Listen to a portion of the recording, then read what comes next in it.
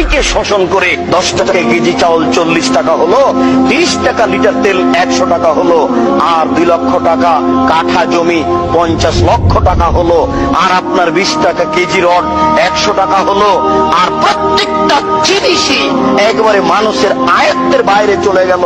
দুঃখিত, আপনাকে কি দিয়ে বুঝায়? আল্লাহ রাসূল বলছেন যে নারী নেতৃত্ব হারাম।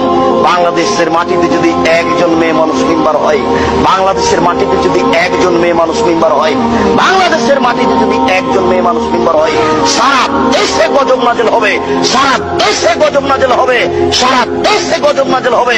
বাংলাদেশ এমন একটা বোকা দেশ, এ দেশের বড় জন নারী, মেজ জন নারী, আরে সেজ জন নারী, 3 জন নারী। এ দেশের গজব ঠেকানোর পথ কি হতে পারে?